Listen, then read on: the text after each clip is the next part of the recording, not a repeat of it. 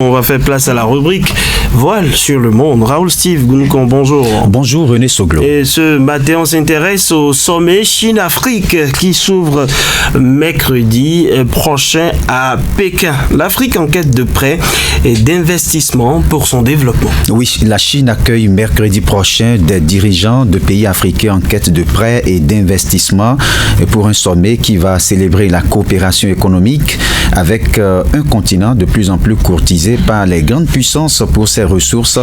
La Chine, qui fait de l'Afrique un pilier de sa diplomatie, a renforcé ses liens avec le continent et investi annuellement plusieurs milliards de dollars depuis 2015 dans des infrastructures telles que les routes, les chemins de fer, les ports ou des parcs industriels.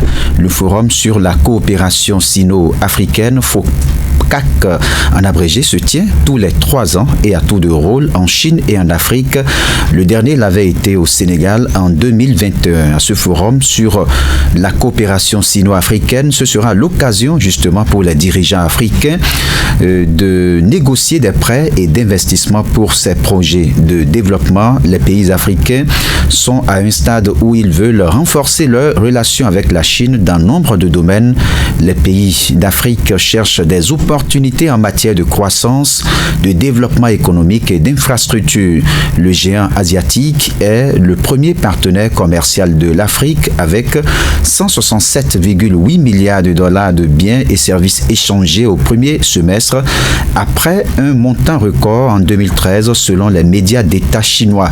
En outre, les prêts chinois accordés au continent étaient l'an dernier à leur plus haut niveau depuis 5 ans. L'Angola, l'Éthiopie, l'Égypte, le Nigeria et le Kenya en sont les principaux destinataires. Voilà.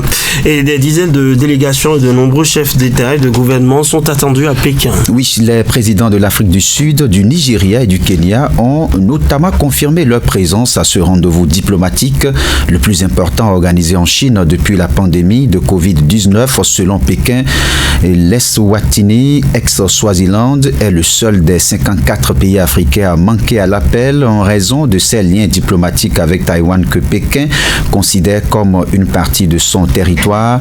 Le forum doit s'accompagner d'une série de contrats signés entre la Chine et ses partenaires. Alors, que gagne l'Afrique et la Chine surtout dans ce partenariat? Oui, il faut dire que les analystes s'attendent durant le forum à ce que les dirigeants africains courtisent la Chine pour obtenir davantage d'investissements, mais aussi des prêts plus favorables.